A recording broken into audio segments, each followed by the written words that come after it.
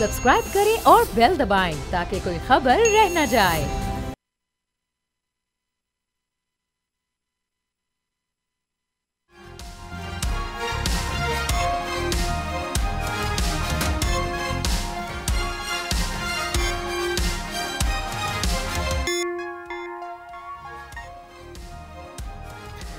नाज़रीन अस्सलाम वालेकुम।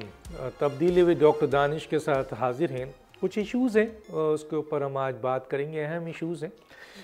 तहरीक इंसाफ ने फ़ाइनल कॉल दे दी है 24 नवंबर को। मकासद क्या है उनके, कोई सियासी मकासद है, ज़रा बात करेंगे। इमरान खान की इस कॉल पर तहरीक इंसाफ तकसीम नज़र आती है। बाहर बैठे हुए लीडर्स और वीलॉगर्स जो है वो डिमांड कर रहे हैं कि मरो या मर जाओ।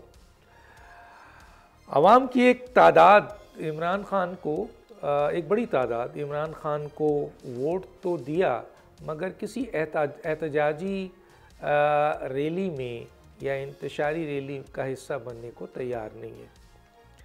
लगता है बुशरा बीबी ने तहरीक इंसाफ की बागडोर संभाल ली है, लेकिन इमरान खान उसकी नफ़ी भी कर रहे हैं। तहरीक इंसाफ का एक बड़ा तबका डोनाल्ड ट्रंप के अमेरिकी सदर बनने से बड़ी उम्मीद वाबस्ता किए हुए। हुकूमत कितनी मजबूत है, एक तरफ फौज खड़ी है उसके और दूसरी तरफ अदालत भी अब उसके साथ खड़ी है।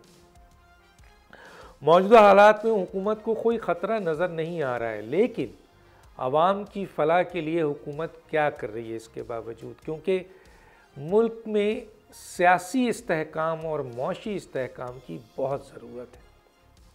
तहरीक इंसाफ अगर एहतजाज करने जा रही थी तो ग्रैंड अपोजिशन का हिस्सा क्यों नहीं बनी, क्यों नहीं उनको अपनी तरफ अट्रैक्ट कर सकी।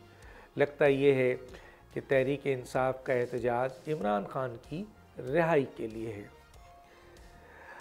अब IMF का जो टारगेट था हुकूमत ख़ास तौर पे सूबे पूरा नहीं कर सके, और देखने को ये आता है कि जी पाकिस्तान की मईशत पे सूबे पंजाब अपने बड़े वसाइल, बड़े हजम और NFC का बहुत बड़ा एवॉर्ड लेने के बावजूद अहम तरीन ज़रई इनकम टैक्स और प्रॉपर्टी टैक्स लगाने पर नाकाम नज़र आता है। इस तरह ये सूबा पाकिस्तान की मईशत पे एक बोझ नज़र आता है।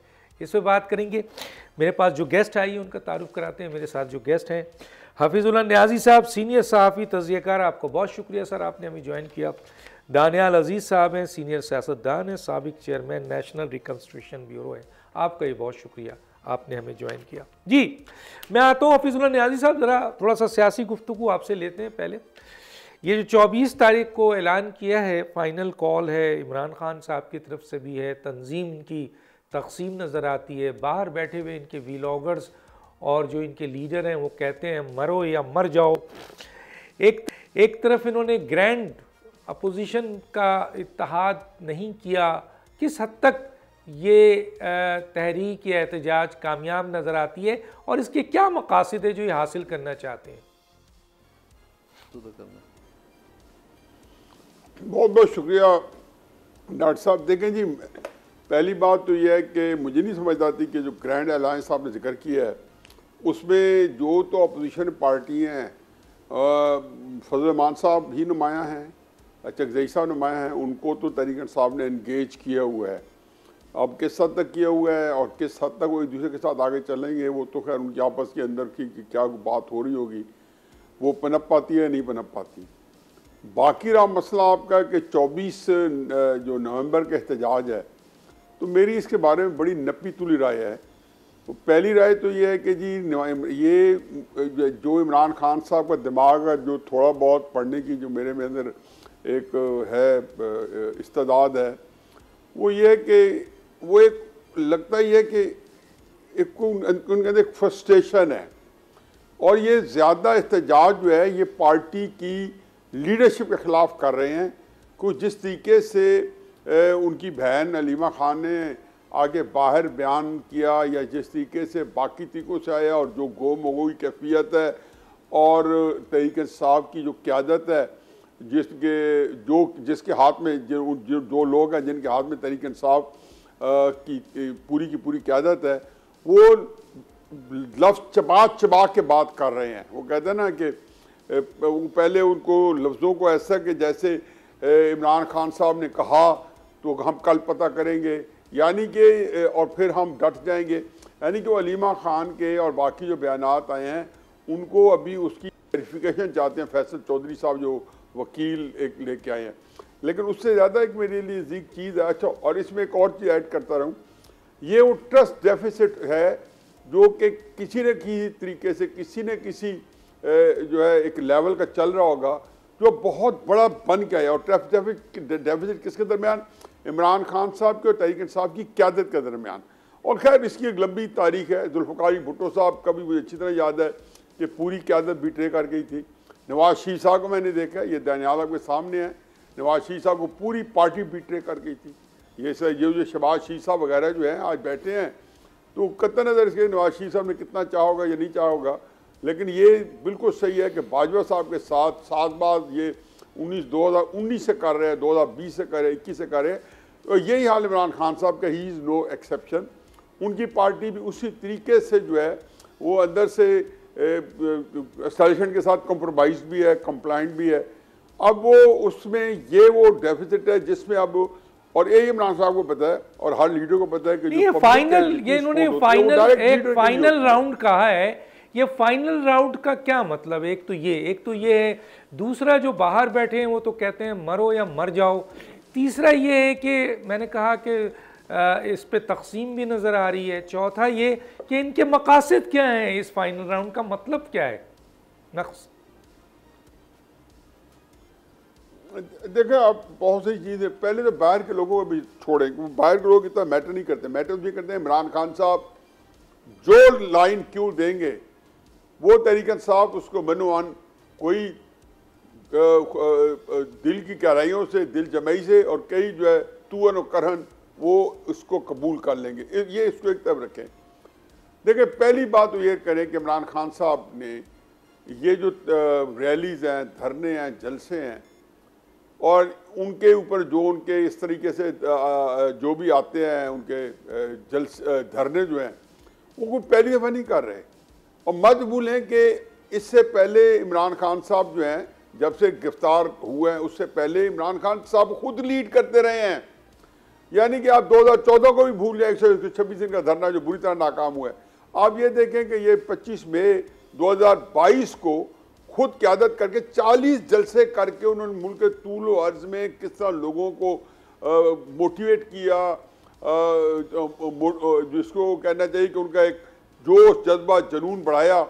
और फिर कहा मैं 30 लाख बंदे लाऊंगा इस्लामाबाद में, उस वक्त तक नहीं जाऊंगा जब तक इस जो है इलेक्शन शहबाज हुकूमत रिज़ाइन नहीं करती और नए इलेक्शन नहीं मिलते।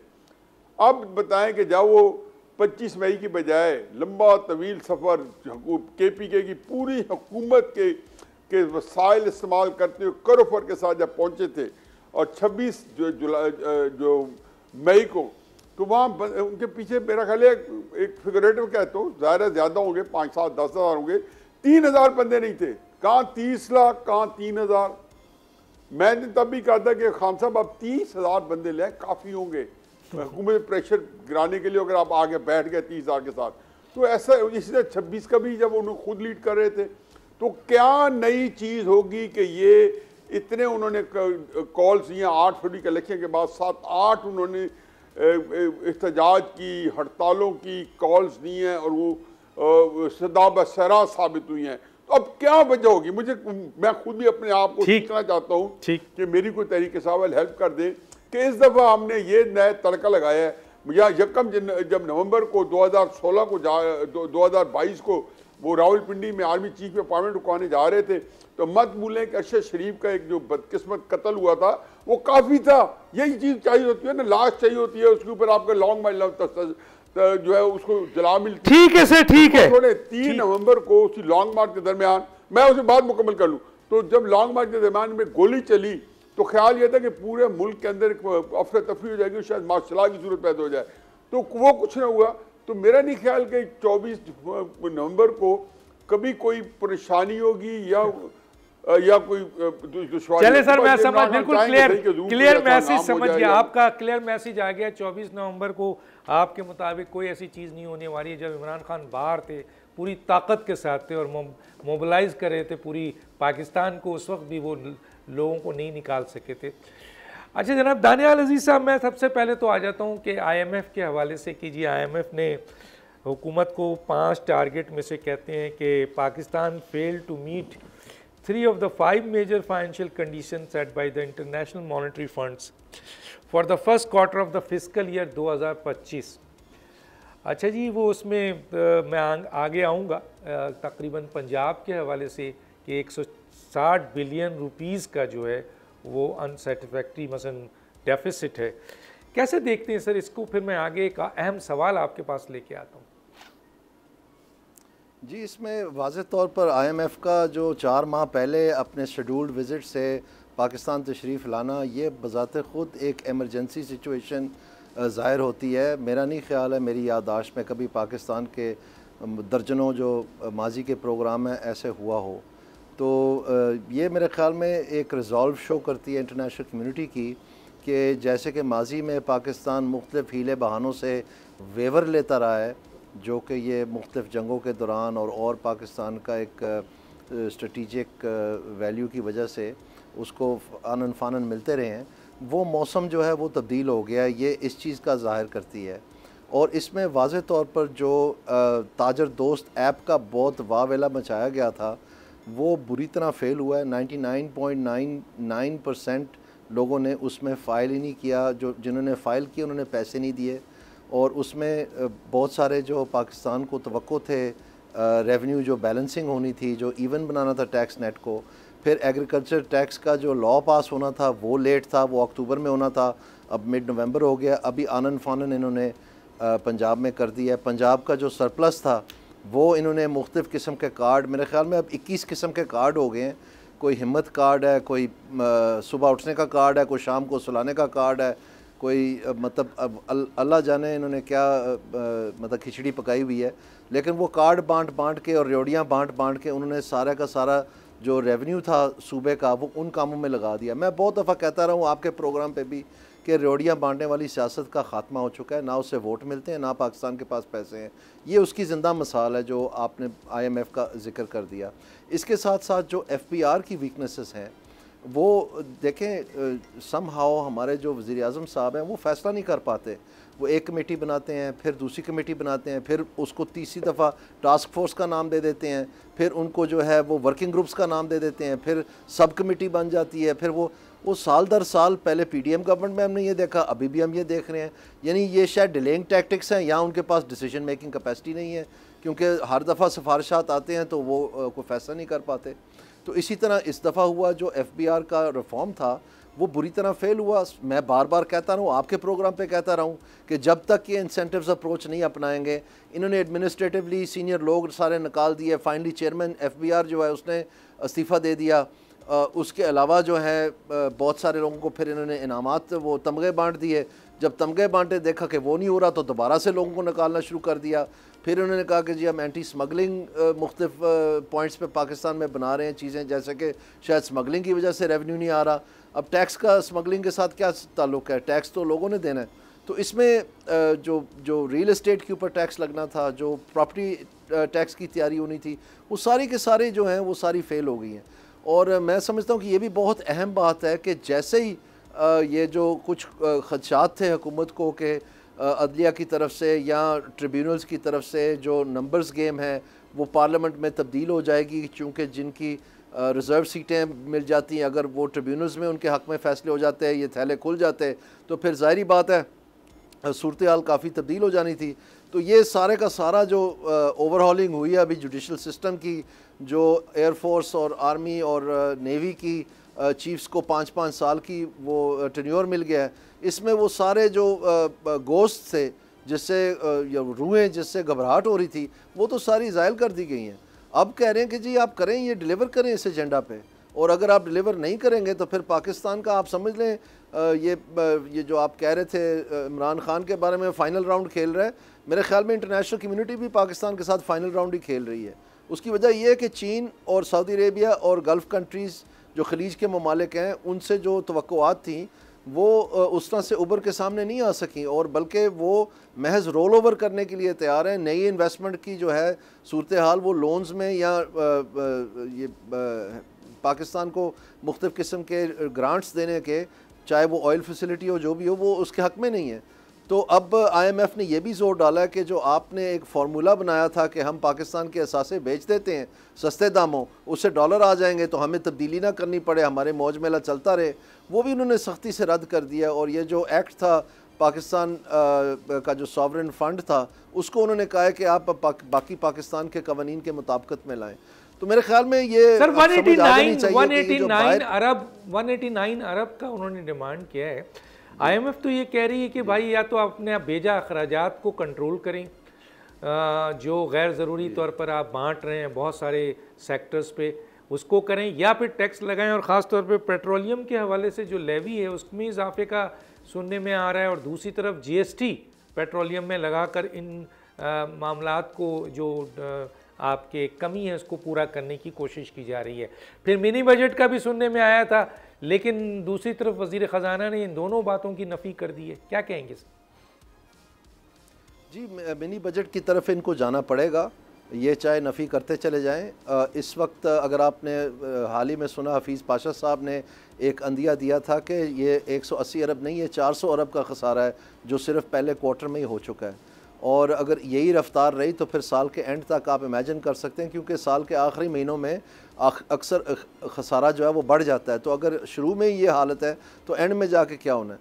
तो इसमें वाज़े तौर पर जो है ये नागुज़ीर है IMF के ऊपर, वो मार्च के लिए इंतज़ार नहीं कर रहे, और आने वाले दिनों में हमें पता चलेगा कि वो कौन कौन सी कदगनें लगा के गए हैं। क्योंकि ज़ाहिरी बात है अगर वो इतना बड़ा स्टेप लिया कि पूरा हफ़्ता यहाँ पर आके गुजारा है, तो इसका मतलब है वहाँ पर काफ़ी तशवीश की फ़िज़ा है। जो उनका एग्जीक्यूटिव बोर्ड है, जो IMF बज़ाते ख़ुद है कि प्रोग्राम जो है ये बिल्कुल ऑफ ट्रैक जा रहा है और इसको अभी से ही हमने सीधा करना है। तो इसमें ज़ाहिरी बात है वो स्टेप्स लेंगे। और मैं समझता हूँ कि ये एग्रीकल्चर टैक्स का जो बिल पास किया असेंबली में आनन फानन पंजाब में, ये एक किस्म का आप समझ लें कि वो जो तबाही मचाई है बजट की, उसको कवर करने के लिए कि IMF की गुड बुक्स में हम आ जाएं। लेकिन ये मैं आपको बता दूं कि जो गुड बुक्स में आए चाहे ना आए, वो जो गवर्नमेंट थ्रू अनाउंसमेंट चल रही थी कि ये व्हील चेयर बांट दें, ये फलाना कार्ड बना दें, ये इतने जो है सोलर पैनल बांट दें, इतने जो है ये जो बांट सकता है लैपटॉप बांट दें, बस बांटते चले जाएँ, वो सियासत अब ख़त्म हो गई है। और मैं समझता हूँ कि अच्छी बात है, सीरियसनेस की तरफ आएँ और हमें बताएं कि पाकिस्तान के जो असल मसाइल हैं उनके ऊपर क्या इक़दामात है, किस तरफ हमने जाना है। उसमें वाज़े तौर पर IMF ने निशानदेही की है एजुकेशन और हेल्थ की, और उसके ऊपर हमारी कोई वर्किंग नहीं है, कोई आउटपुट नहीं है। ये 4 बसें चला के फिर उन्हीं की करप्शन की वजह से उसके एक अफसर को और उसकी टीम को निकाल दिया गया।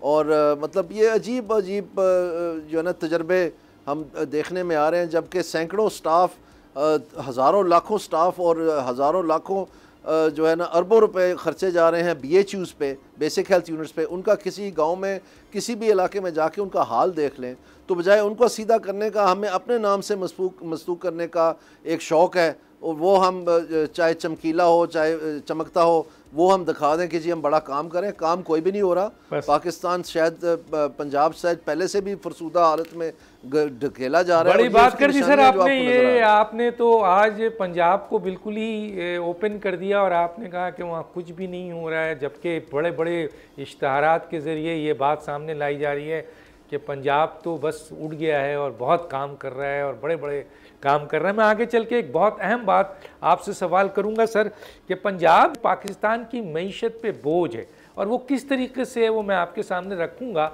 और क्या वजूहात है कि पंजाब जो है वो बोझ है, वो जबकि उसको बोझ नहीं होना चाहिए बल्कि उसको तो बहुत मददगार साबित होना चाहिए। एक छोटा सा ब्रेक लेंगे और ब्रेक के बाद नाज़रीन अपने मेहमान, दोनों मेहमानों के बाद आते हैं और अहम सवालात लेके। एक छोटा सा ब्रेक।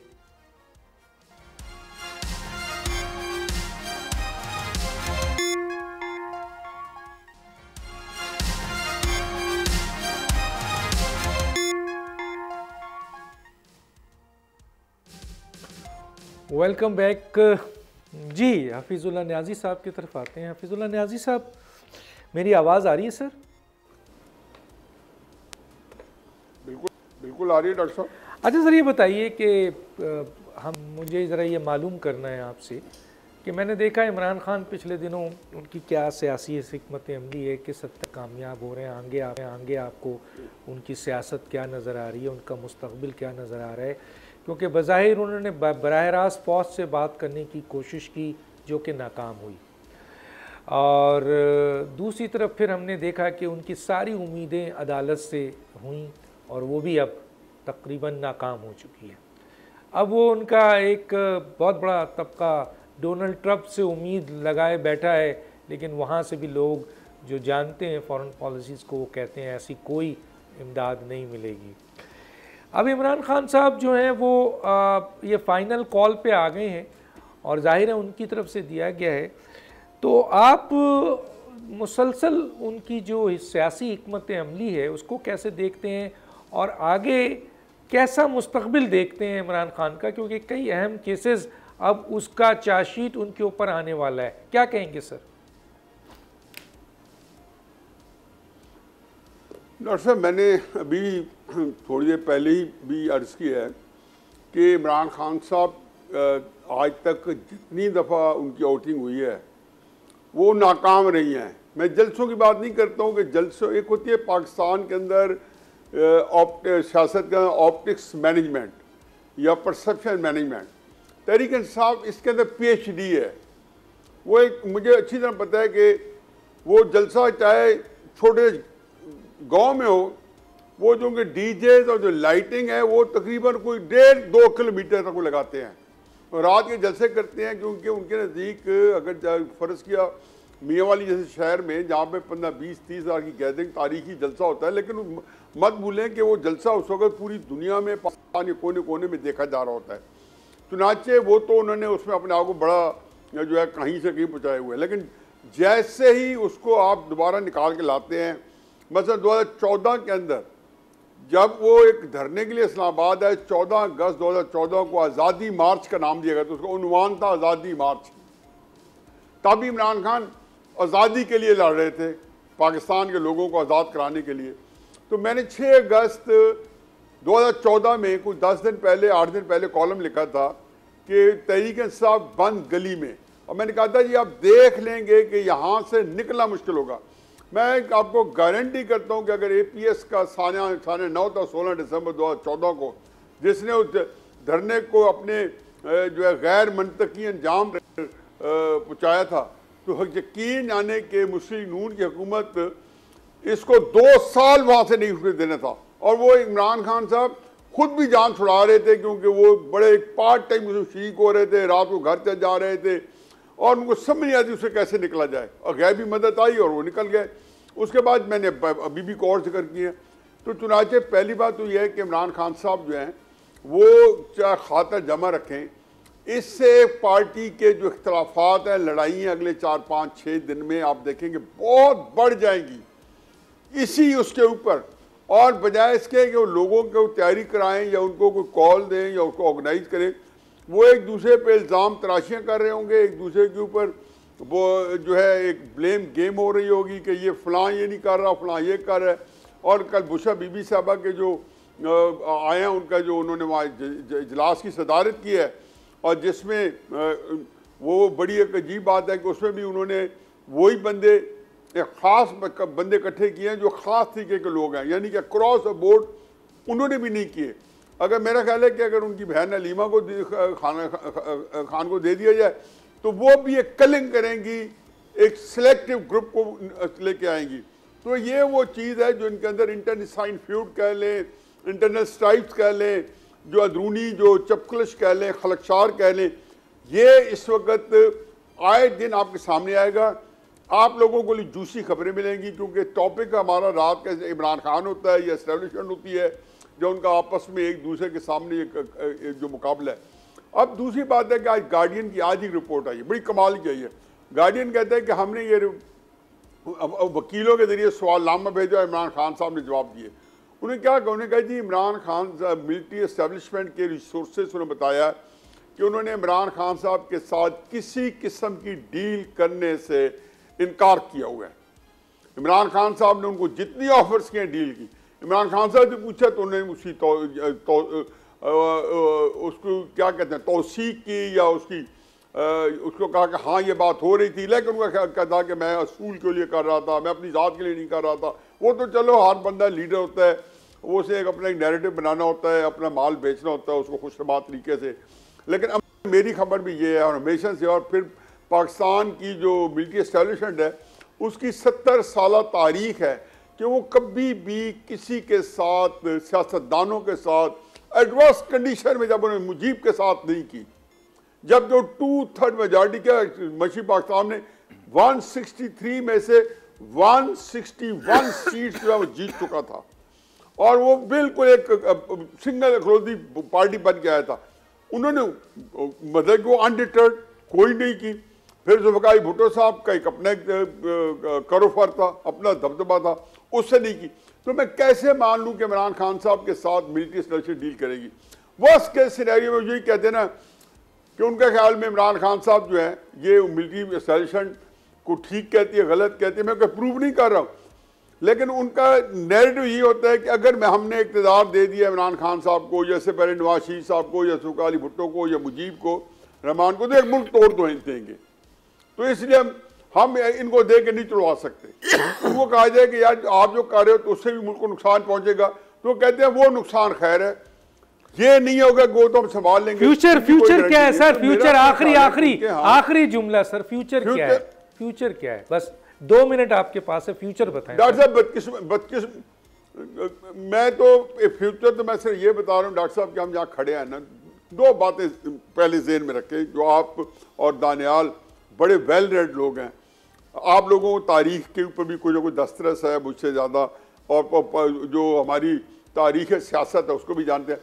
दुनिया के अंदर कौमों के जो जवाल होते हैं या मुल्क जो है तहलील होते हैं या वो आसमान पे, सातवें आसमान पे तरक्की कर जाते हैं, वो एक दिन का, एक साल का नहीं होता, ये एक अमल होता है। फिर एक टाइम आता है कि जब याह्या खान की जिम्मेदारी पड़ जाता है कि याह्या खान ने मुल्क तोड़ा, हालांकि वो अकेले जिम्मेदार नहीं है, या बहादुर शाह जफर ने मुगलिया पार तोड़ी, या अब्दुल हमीद ने जो है 700 साल सल्तनत उस्मानिया तोड़ी।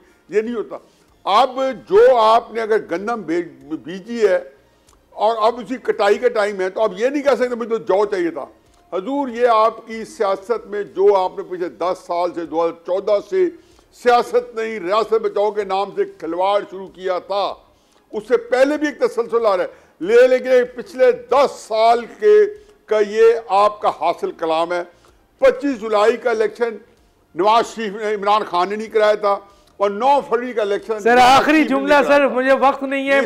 इमरान खान का मुस्तकबिल क्या है? जुमला ये है कि इमरान खान का, मेरा अपना ख्याल है कि मुस्तकबिल। डॉक्टर साहब मुझे हकीकत है कि मैं बताने से कासिर हूँ कि ये लड़ाई में एक को एनहाइलेट होना है, सॉल्यूशन इमरान खान। नजर क्या आ रहा है सर? नजर क्या आ रहा है? दूसरी तरफ इमरान खान की हर चीज उनकी नाकाम हो रही है, तमाम सियासी हिकमत अमली नाकाम हो गई, फौज के साथ बातचीत नाकाम, अदालत जो उम्मीद थी नाकाम, आवाम की सपोर्ट निकल कर पूरा पाकिस्तान कब्जा कर लेंगे नाकाम, तंजीम टूट रही है, लड़ रहे हैं नाकाम, अब वो एक फाइनल राउंड खेलने जा रहे हैं, अगर वो भी नाकाम हो गया तो क्या होगा? दानियाल अजीज साहब मैं आपकी तरफ आता हूँ। सर बताइए, कई सालों से मैं पढ़ रहा हूँ, मैं देख रहा था अभी 209 का मेरे पास NFC का डिस्ट्रीब्यूशन भी है, पंजाब पाकिस्तान की मईशत पे एक बोझ है, इसलिए कि वो देता कुछ नहीं है, लेता बहुत है। अब लेने वाली बात आप देखें, तकरीबन 209 का जो NFC अवार्ड है मेरे पास यही आया है, आप ज़्यादा जानते होंगे, और भी अगर कोई अवार्ड है इसके बाद भी 51.74% तो पंजाब ले गया, सिंध जो है वो 24.55%, पख्तूनख्वा जो है 14.62%, बलूचिस्तान 9.09%। अब सवाल ये पैदा होता है कि मरकज़ जो 95-90% टैक्स कलेक्ट करती है और बहुत सारी चीज़ों में कलेक्ट करती है, उसके बाद 18वीं तरमीम के बाद ये कोशिश की गई थी कि जी सूबे अपने अख्तियारात को बढ़ाएं और बोझ कम बने, लेकिन पंजाब तो इस वक्त बहुत बड़ा बोझ है, ना प्रॉपर्टी पे टैक्स लगाता है, ना ज़राअत पे की इनकम पे टैक्स लगाता है, और 160 का 3 महीने के ऊपर अरब का शॉर्टफॉल आ गया है, जबकि दूसरे सूबों ने कमिटमेंट पूरा किया है। क्या कहेंगे सर? जी, मैं आपको वाज़ेह तौर पे ये कह रहा हूँ, ना सिर्फ ये बल्कि आपको ये अंदाज़ा होना चाहिए कि पंजाब में इस साल जो गंदम की ख़रीदारी थी वो ना करके तो सैकड़ों अरबों रुपए इनको बचत हुई है, जो कि इन्होंने काश्तकार को ज़िबा करके रख दी है। और सिर्फ काश्तकार ज़िबा नहीं हुआ, एक डोमिनो इफ़ेक्ट हुआ है। जितने भी हमारे छोटे कस्बे हैं, छोटे छोटे तहसील हेडक्वार्टर लेवल के जो बाज़ार हैं, उनमें जो ख़रीदारी होनी थी, जो हमारी सारे मईशत का पहिया चलना था, वो सारे का सारा जाम होकर रह गया, क्योंकि ऑलमोस्ट एहतजाजन बेशतर लोगों ने वो सिर्फ आधी गंदम बेची, जो कि उस भाव पे उनको थोड़े बहुत पैसे मिले अपने उधार उधारने के लिए, बाकी चीज़ें, बाकी गंदम उन्होंने स्टोर कर ली। और एक ज़िद की कैफियत जो है वो अब शक्ल अख्तियार कर गई है। ये नवंबर का महीना बेजाई का महीना है, और इस महीने में बजाय बजाई होने के हम सुन रहे हैं कि जो सीड ऑफ टेक है, यानी बीज जो है गंदम का, वो तकरीबन 20 या 30% है पिछले साल के बराबर में। तो इस साल कोई अनाउंसमेंट भी नहीं है किसी किस्म की।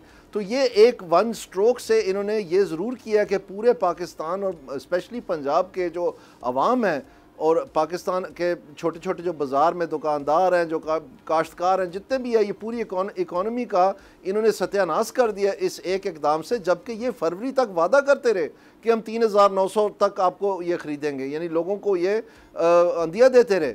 और उसके बाद क्या हुआ जी कि इन्होंने, ज़ाहिरी बात है हर साल ये बहस होती है कि अगर गंदम की कीमत जो सपोर्ट प्राइस है वो ज़्यादा रख दी गई तो फिर इन्फ्लेशन बढ़ जाएगी। तो इस साल तो आपने दी ही नहीं, बल्कि आपने बैनुल-अक़वामी सतह पर इंपोर्ट करना मकसूद समझा, यानी डॉलर आपने फूंक दिए, लेकिन आपने काश्तकार को आपने कुछ नहीं दिया। और इसके रिज़ल्ट में क्या हुआ है कि इन्फ्लेशन तो नीचे आनी थी, किसी के पास पैसे नहीं है तो ख़रीदारी कैसे होनी है, बिजली का बिल ही नहीं पीछा छोड़ रहा। तो इसके बाद जब इन्फ्लेशन नीचे आई है, तो जहाँ तक बैंकों तक रसाई है, ख़ास तौर पे हुकूमत पाकिस्तान की, और उसके बाद जितनी भी हमारी अशरफिया है, उनके लिए यकदम जो है रेट नीचे ले आए हैं इंटरेस्ट का, यानी शरह सूद जो है, ताकि उनकी अयाशियाँ जारी सारी रहे, और गरीब को इन्होंने मार दिया। तो ये डायरेक्ट ट्रेड ऑफ है। जो नुकसान काश्तकार का हुआ है, ये नहीं सिर्फ कि उन्होंने पाकिस्तान का फ़ायदा किया है, उन्होंने अपनी जेबें गरमाई हैं। हुकूमत पाकिस्तान ने, जिसने कर्जा लिया हुआ है सबसे ज़्यादा बैंकों से, और वो जो सो कॉल्ड इंडस्ट्रियस या अशरिया क्लास है, जिन्होंने इस सस्ते कर्जे से फ़ायदे उठाने। तो मैं समझता हूँ कि इससे बड़ा सानिया हो नहीं सकता था। और वो जो सैकड़ों अरब बचाए थे, वो अब मुख्तलिफ शक्लों में, चाहे वो रेवड़ियाँ बांटने की आप सियासत कह लें, चाहे जो भी आप कह लें, जिससे वोट कोई नहीं मिलते। आप ये देखें, नून लीग की एक्चुअली सियासत ख़त्म हो गई है। उसकी वजह ये है कि ये हवा में ट्रेनें चला दी, हवा में। अब कह रहे हैं कि हम हेलीकॉप्टर, आप हेलीकॉप्टर भी दे दें। लोग अब रेवड़ियाँ बांटने वाली सियासत को वोट नहीं देते। लोग शराकत चाहते हैं हुकूमत में, लोग सच्चाई चाहते हैं, लोग शफाफियत चाहते हैं, लोग अच्छी गवर्नेंस चाहते हैं, लोग चाहते हैं हुकूमत को देखते हुए जो अपनी जिम्मेदारियां उठा रही है, ना कि वो लोगों को के मुंह में लॉलीपॉप डाल के तो वो सारी जो बुरी चीज़ें हैं वो समझे कि ये धुल जाएंगी ऐसे हरकत से। और ये सबसे बुरी चीज़ ये हुई है जो ये काश्तकार के साथ किया, पूरी इकॉनमी बैठा दिया। सारा फैसलाबाद बैठ के जितने भी ये लोग ये कपड़े का कारोबार करते हैं, उनके गोदाम भरे के भरे रह गए, उन्होंने कौड़ियों के भाव वो बेचा है, सब नुकसान में गए हैं। और इसलिए आपकी सारी एग्रीगेट डिमांड जो है पूरे पाकिस्तान की बैठ गई है। उसके रिजल्ट में क्या हुआ कि इनकी जेबें गरमाई गई हैं सस्ते कर्जे के साथ। तो ये मैं समझता हूँ बहुत ही अफसोसनाक है। जहाँ तक टैक्स का जिम्मेदारी है, बिल्कुल पंजाब लैकिंग है। और ये जो खसारा आया, इसमें एक हिस्सा ये भी है कि जो टैक्स इन्होंने कलेक्ट करना था वो नहीं कर पाए। तो मैं समझता हूं, लेकिन सर ये जमा करके, मुझे एक बात बताएं, मैं 2022 और 2023 का देख रहा था सर कि क्या इन्होंने सेल्स टैक्स ऑन सर्विस पे जो कलेक्शन की है, सिंध ने 150 बिलियन रुपीस जो है ना किया है, और पंजाब ने 140 बिलियन किया है, खैबर पख्तूनख्वा ने 35-40 किया है, बलूचिस्तान ने 20-25 किया है। लेकिन सर अगर सर ये इनकी ये कलेक्शन है, और जाहिर है कि एनएफसी के हवाले से इन्होंने जो रखा है वो 82% रखा है आबादी के लिहाज से। बहुत सारी डिटेल है, मैं उस पर जाना नहीं चाहता। तो उसमें तो सारा का सारा खा जाते हैं सर। 52% तो आप, जो मरकज़ कमाती है बेचारी, वो तो सारा आप ले जाते हैं, देते आप कुछ नहीं है। तो क्या ये बात अब इस्टेब्लिश हो चुकी है कि पंजाब पाकिस्तान की मईशत पे एक बोझ है, जो कि 18वीं तरमीम के बाद भी तमाम तर इख्तियारात देने के बावजूद वो रिटर्न कुछ नहीं कर रहा है और पूरा का पूरा मरकज को खा जाता है, दूसरे सूबे तो फिर भी कमा के दे रहे हैं? क्या कहेंगे सर, ये बहुत इंपॉर्टेंट मसला है सर। बहुत इंपॉर्टेंट है जी, और ये मैं कहता चलूँ, जो आपकी पंजाब की बात है वो बिल्कुल अपनी जगह है दुरुस्त, लेकिन उसमें जो प्रॉब्लम हो रही है वो ये हो रही है कि अभी आके पाकिस्तान में पहली दफ़ा जो पाकिस्तान मुस्लिम लीग नून की इकनॉमिक मैनेजमेंट की मिथ थी वो सारी की सारी एक्सप्लोड हो गई है। ये एक कहावत थी कि जी चूँकि कारोबारी लोग हैं, ये कारोबार को समझते हैं, लिहाजा इनके दौर में जो है ना मईशत बहुत अच्छी चलती है। अब आप देखें जो ये कह रहे हैं लंदन में बैठ के कि जी हम, नवाज शरीफ कह रहे हैं कि जी हम 20वीं मईशत बनने जा रहे थे और बस पता नहीं हम कहाँ जा रहे थे। ये इतना बड़े फ्रेब नहीं करने चाहिए।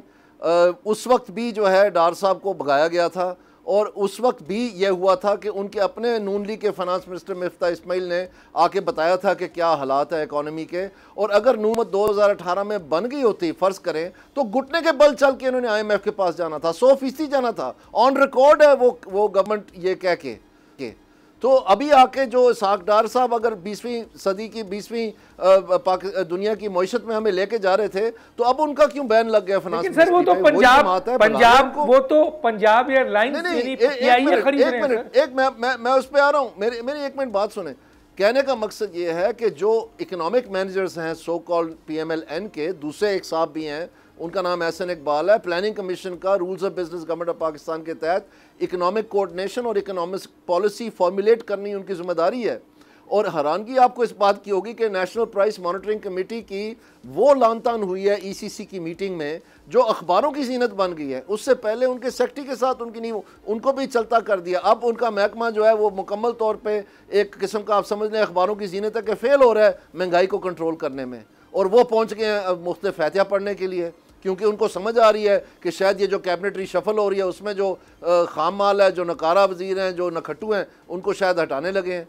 सो मैं समझता हूँ कि देखें ये नून लीग की मिथ जो ख़राब हुई है, ये सिर्फ IMF की सूबे को लास्ट आने में नहीं हो रही, ये ओवरऑल फेल हो रही है। मैं आपको ये कहना चाह रहा हूँ, आप ये देखें FBR में, मैंने आपके प्रोग्राम के शुरू में बताया और मैं आपके मुख्तलिफ प्रोग्राम में बताता चला आया हूँ कि FBR में ये बुरी तरह फेल होंगे, और वही हुआ। IMF 4 महीने पहले आ गई ये देख के कि ये फेलियर हुआ है, और इसी तरह ये पावर सेक्टर में इनका फेलियर है।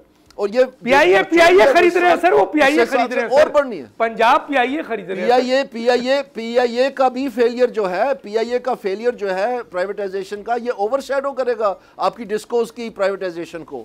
और ये पंजाब में पैसा है कि PIA खरीद ले सर, बताइए 85 अरब रुपए वो कह रहे हैं हम खरीद लेंगे। वो तो मैं ऑन रिकॉर्ड हूँ कि ये चीज़ें तब बिकेंगी जब ये खुद खरीदेंगे, और इनको चौकीदार बैठाया हुआ है वहाँ पर ताकि वो उसकी तैयारी करें। और यही हुआ कि जो शराइत वो मांग रहे थे मुख्तलिफ बिडर्स और बार बार इसरार कर रहे थे, उनको जानबूझ के सोच समझ के जो है ख़त्म कर दिया गया, और वो सारे भागे। और अब पाकिस्तान वो अगर ये कामयाब, आप एक मिनट ये सोचें कि अगर ये प्राइवेटाइजेशन कामयाबी से होगी होती तो पाकिस्तान का दर्जा कहाँ से कहाँ जाना था। ठीक है सर, बिल्कुल वक्त खत्म हुआ गया। दोनों मेहमानों नियाज़ी साहब और दानियाल अजीज़ साहब का बहुत शुक्रिया।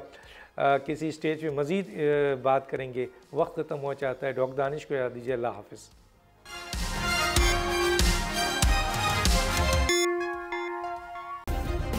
सब्सक्राइब करें और बेल दबाएं ताकि कोई खबर रह न जाए।